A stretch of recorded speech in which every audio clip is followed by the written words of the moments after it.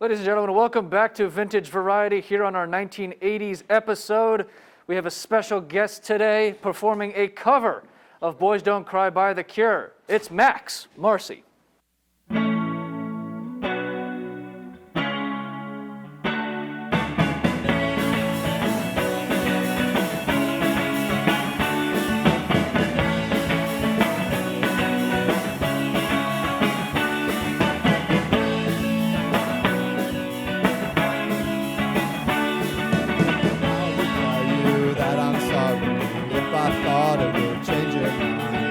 I know that this time I have said too much, been too unkind. I tried to laugh about it, cover it all up with lies. I tried to laugh about it, hiding the tears in my eyes. 'Cause boys don't cry. Boys don't cry. I would look down at your knees and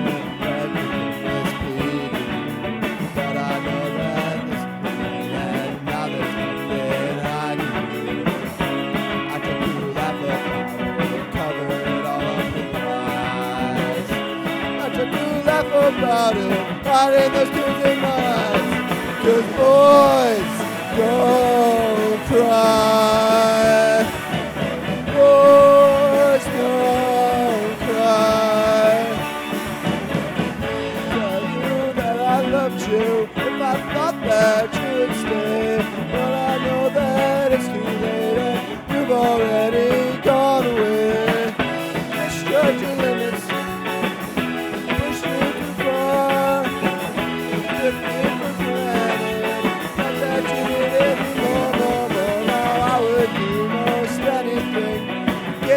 By my side, but I just keep on laughing, hiding those tears in my eyes. Boys don't cry. Boys don't cry. Boys don't cry.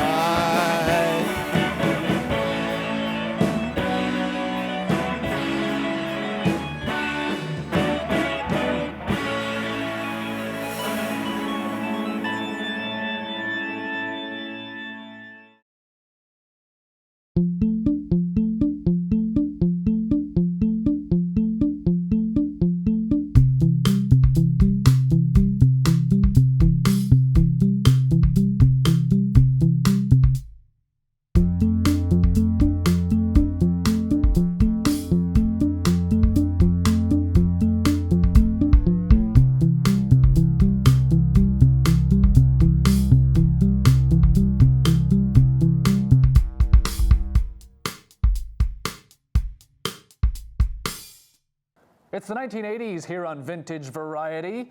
There was tons of music during the 1980s, including the creation of the one-hit wonder, a staple of the decade.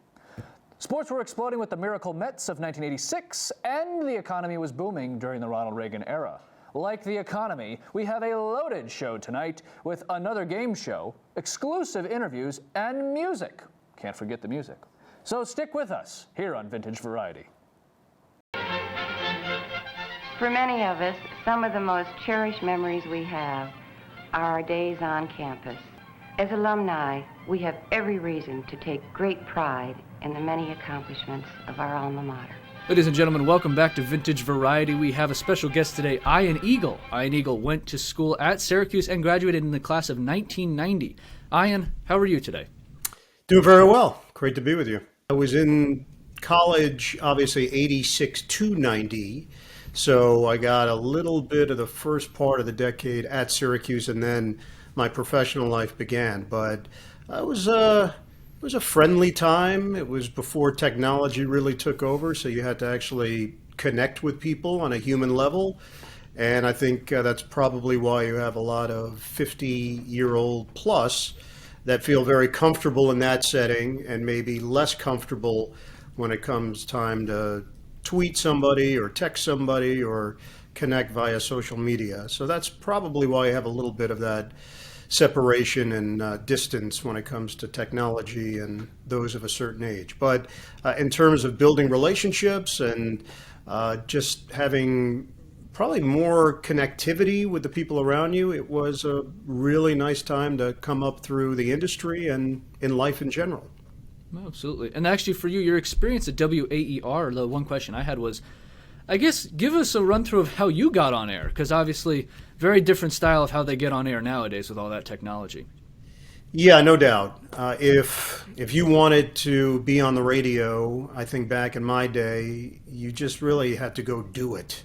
You could practice in your shower. It had very good acoustics, but beyond that, there really were not a lot of options for you to go off of. So when I got to Syracuse, I got involved right away at WJPZ, Z89. They were willing to put me on the air right away, probably a little sooner than I deserved, but they thought I had some ability. So I started with my whole interest and passion on display of doing it right away, freshman year into sophomore year, and then WAER showed some interest. Somebody from that radio station had reached out to me, said, hey, look, we think you have a chance to be pretty good at this, so why don't you take a crack over at WAER? I said, well, would I have to wake up at 5:30 in the morning to write cast? They said, yeah, that didn't change.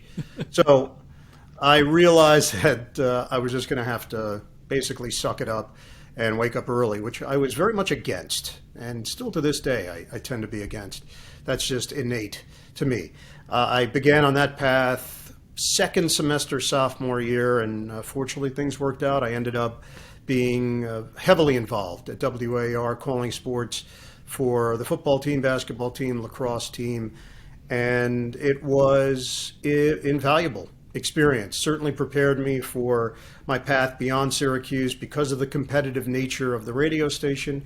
It did give me a real taste of what life might be like in the professional ranks. So for that, I am forever grateful, and I look back on it as a very important, impressionable time in my life to get ready for whatever was ahead. Absolutely. And then actually, considering that it was in 1986 to 1990, I'm assuming you had all cassette tapes when you had to send it out to the professional world. Yes, it was cassette tapes and then some VHS tapes on the TV side. So we were definitely in that old school mentality, and you would send that tape out. You didn't know if anybody would listen to it, if anybody would watch it. It could sit on somebody's desk, gathering dust for years upon years upon years. It really was just the complete mystery of it.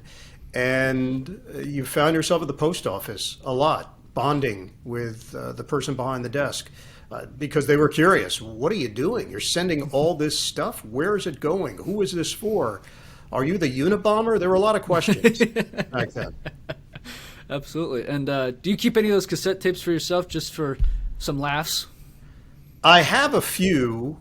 I don't have a cassette player to play them on. So I've quickly realized that whatever VHS tapes I have and whatever cassette tapes I have are basically obsolete because the apparatus that you need to play them is not a common piece of equipment. So I'm sure I could go on eBay if I really wanted to and listen back to some of my stuff. Yeah, absolutely. Now, transitioning a little bit, going to right before you got to Syracuse, or you made the decision to Syracuse, what was the main factor for you, considering that you had to, of course, tour other campuses? The main factor was that Marv Albert had gone to Syracuse. It was pretty simple.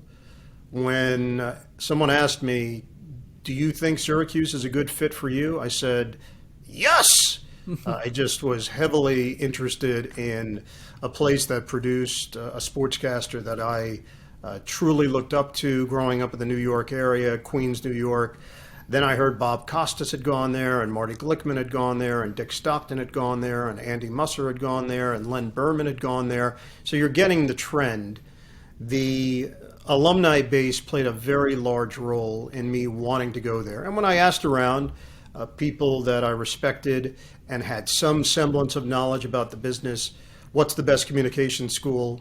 They said Syracuse. That was often the answer. So even back in 1985, when I started researching, that was the answer that came up most predominantly, and it played a huge role in me applying and dreaming of one day going to Syracuse. The other part, I must say, the Big East was really starting to hit its stride, and there would be Syracuse games from the Dome on CBS, and I remember vividly them resonating with me, thinking about the idea of going to a place where the home crowd is 30,000 plus. That just seemed hard to even wrap your brain around.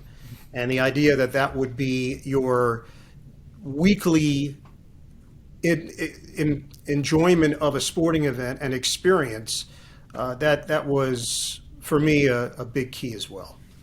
And then my final question, what was the most reckless decision you made while in college? None that I can share right here. I would say my freshman year, I made a series of reckless decisions, and it wasn't until my sophomore year, the first week of my sophomore year, there was a Pink Floyd concert at the Carrier Dome, and I enjoyed myself probably too much at the Pink Floyd concert. I came back to my fraternity and I looked in the mirror in the bathroom, and I hadn't had a haircut, I hadn't shaved in a while. I looked like a mess, and I had an epiphany truly in that moment. I can remember it like it was yesterday. I had an epiphany in the moment that I need to make some changes in my life. And I may need to address these. And I really did. It was from that day on. So that was September of 1987. And I really did make some wholesale changes in my life. And probably that day, I'm not sure Pink Floyd had any idea they were going to have that kind of impact on me, but that day and night ended up being the best thing that ever happened to me. It was a wake-up call, and I definitely turned the corner from there and started to take life a little bit more seriously, my career or the idea of a career, relationships, all of those things that you could think. I checked every box that next day when I woke up. No, absolutely. Well, anyway, thank you again, Ian. I really appreciate it. This is on Vintage Variety. Come back. We'll have the game show for all our wonderful fans out there. So stay tuned here on the Orange TV Network.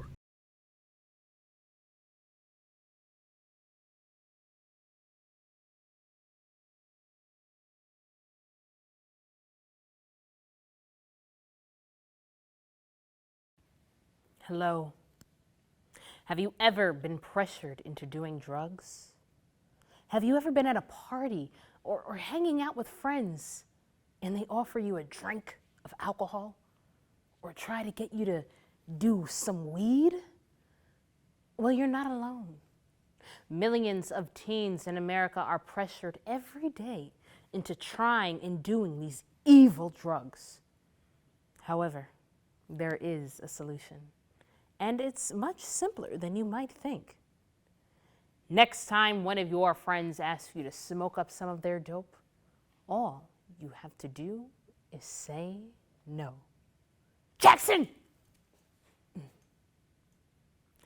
The main reason many of our young, impressionable teens try drugs is because of peer pressure. Peer pressure is when a group of friends force another friend to do something they may not want to do, with the potential of not being cool as a consequence. But I'm here to tell you that saying no is cool. It is certainly cooler than being addicted to drugs and ruining your own future. You've got to be kidding me. Is he high again? Meredith! Meredith! Get your shit together. We're on fucking live air. Don't be sorry. Just wake up Jackson. Jackson!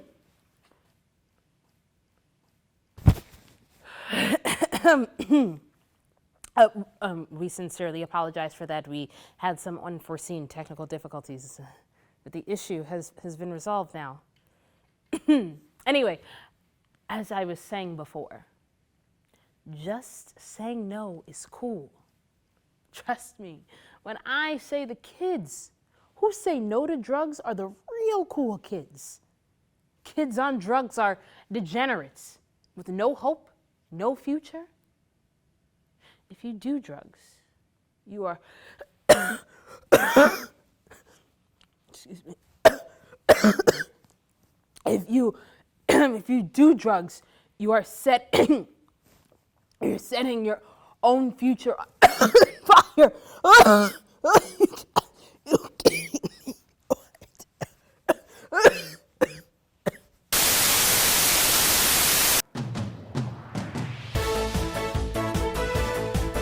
Hello, everyone, and welcome to Family Feud, Vintage Variety Edition. I'm your host, Justin Maccagnan.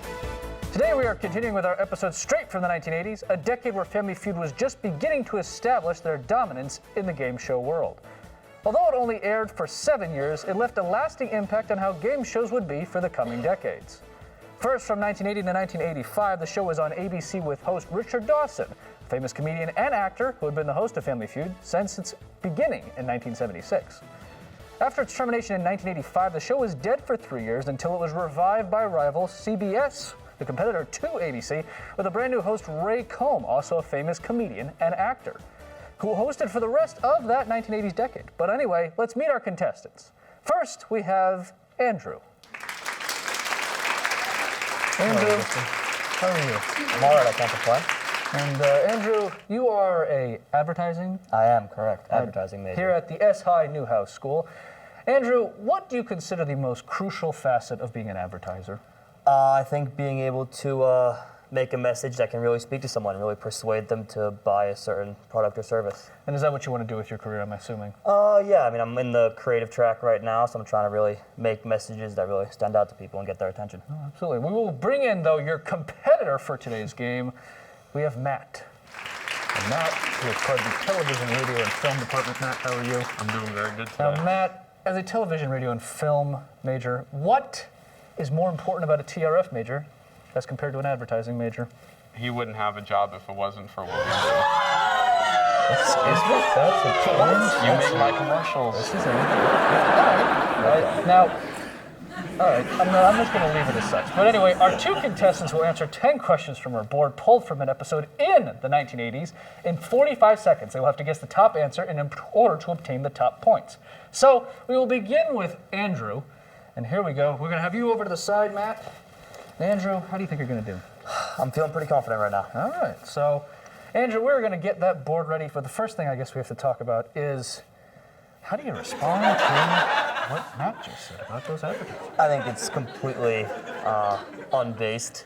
It really doesn't make any sort of sense whatsoever. I believe two very different industries who both do two very different things. No question. So here we are. We got the board, 45 seconds. Here's question one. Name a type of award show, kind of award show. The Emmys. Question number two, a place where you want fast service. A restaurant. Question number three, name something that people love to suck on. Lollipops. Number four, something that can ruin a picnic. Bees. Question five, which one of the senses diminishes the older you get? Sight. Question number six, language you learn in school. Spanish. Something kids swap. Pokemon cards. Something you do while you sunbathe. Get burnt. 15 seconds left. Now, question number nine, name something men want from their wife after a long day. A nice meal. And question number 10, first song you learned as a kid. Moves like Jagger. All right. And that'll end it. So, Andrew, let's see how many you got right. I guess the first question, though. The kind of award show, you said Emmys, survey says. Incorrect. A tough one. Question number two, a place where you want fast service, you said restaurant, survey says. Correct. There we go. Name something that people love to suck on, you said lollipops, survey says. Correct. Okay, 2 out of 3. That's pretty solid. Solid start. Something that can ruin a picnic. You said bees, survey says. Incorrect. All right, half and half. All right, pretty solid. Which one of the senses diminishes the older you get? You said sight, survey says. All right, 3 out of 5. Question number 6, language you learn in school. You said Spanish, survey says. Correct. That's pretty solid. Everyone seems to learn that nowadays. Something kids swap. You said Pokemon cards. Survey says. Incorrect. Really? Something you do while you sunbathe. Clearly they don't know what Pokemon cards are. Clearly. You said get burnt. Survey says. Incorrect. That's what happens with me. A nice meal. Survey says. Correct. All right. 5, we could possibly get 6. We'll see what happens. First song you learned as a kid, it was 80s theme, so might not be the one. But you said Moves Like Jagger, survey says. Incorrect. So a good 5 out of 10. A win-win for you. You got 50%, and I consider that a passing grade for most people. But now we're going to bring in our next contestant. What do you think he's going to do for Matt? I mean, I'm sure he's feeling pretty confident, but I think I'll have him beat in the end. All righty. 50% for Andrew. Andrew, we're going to send you over to the side. And we'll bring our next contestant, Matt. Now, Matt, I'm going to follow up about this question about TRF. You said that without you, advertisers would not exist. You are still pretty firm about that statement, too. Of course, I'm not going back on my word. All right. So there we go. We got the little in-house rivalry going on, but here we go. We got the questions on the board. You got 45 seconds. Here they are. Question number 1, a kind of award show. The Oscars. Question number 2, a place where you want fast service. McDonald's. Question number 3, have something that people love to suck on. Lollipops. All right. Question number 4, something that can ruin a picnic. Rain. Question number 5, which one of the senses diminishes the older you get? Sight.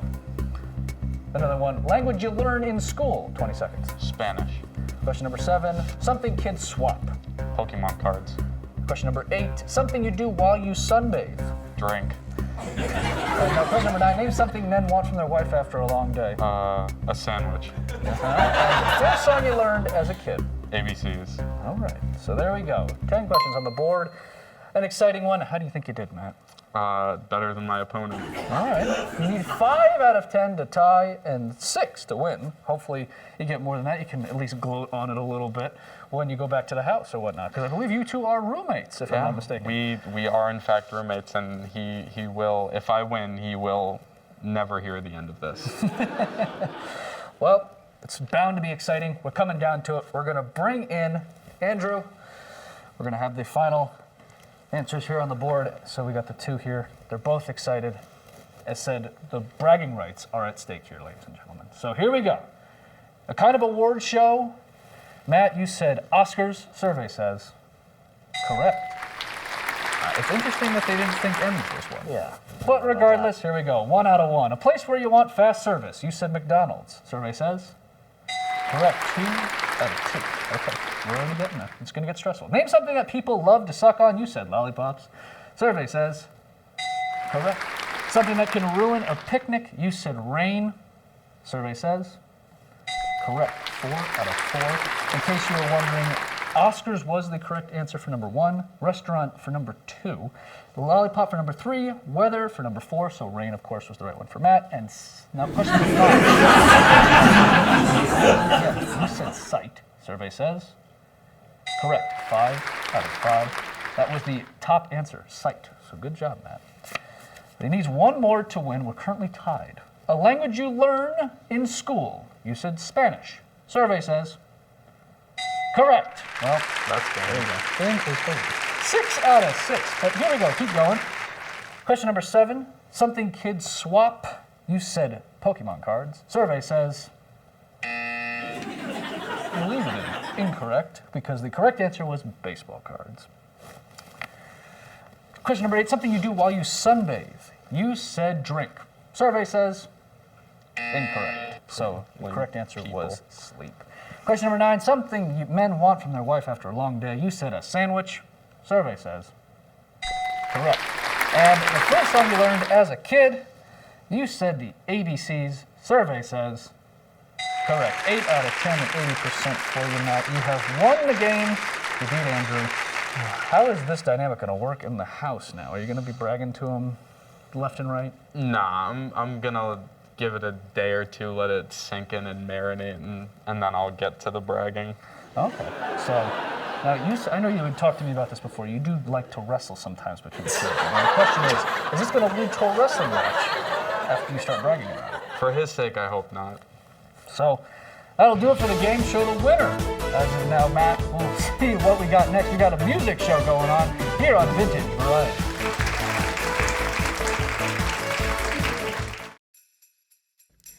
With the holiday season fast approaching, we understand the stress you're under. After all, your love doesn't really mean jack to your kids without the present they asked for, does it? But what do you do when the toys your child wants are sold out at every store? Well, here at Has Been Toys, we've set out to help fix just that. Our toys may not be what your kids want, but they're close enough. And they're just what you need to get them off your back until next year's holiday season. Do we sell those name brand aliens that can morph from vehicles into fighting machines? Nope, because that would be copyright infringement. This is our Changeobot, which can do all the same things, but save us millions in paperwork. What about the veggie-inspired dolls that have set sales records for the past 3 years? Of course not! These are their cousins, the Carrot Top Tots, and aren't they just as cute? And is this the easiest and safest way to inspire your children to try cooking and baking at home? Yep, because it's actually just a microwave. Just hear what your kids have to say. Why is this in Japanese? Ah, she's bleeding all over me.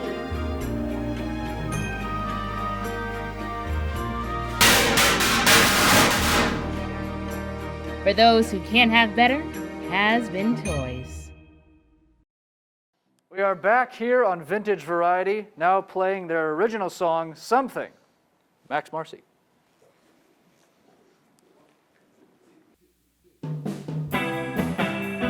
What am I waiting for? It's time from the universe. It won't tell me nothing that I don't already know. Get me away from here.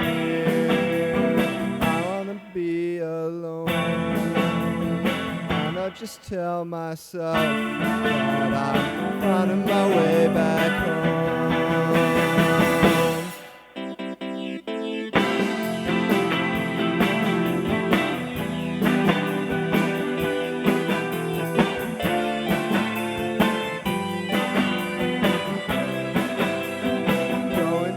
Isolation, I wanted something more, and it's hard to admit that I never felt like this before, not in a long, long time. I feel so different now, and I need to decide who I'm gonna be today.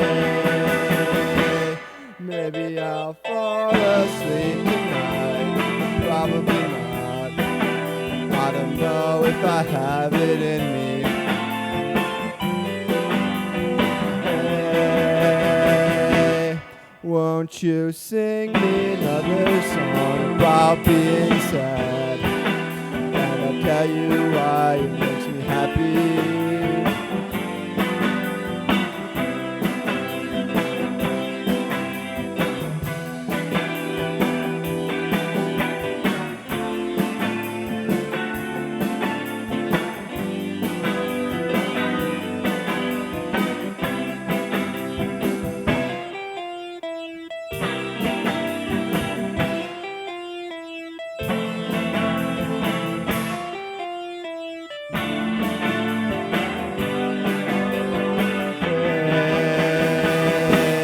Maybe I'll fall in love tonight, but probably not. I don't know if I have it in me.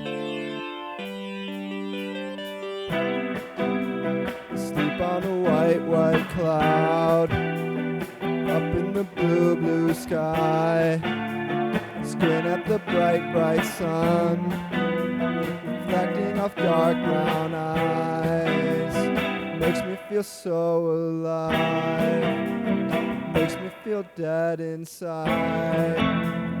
Trying hard to be happy with something in between.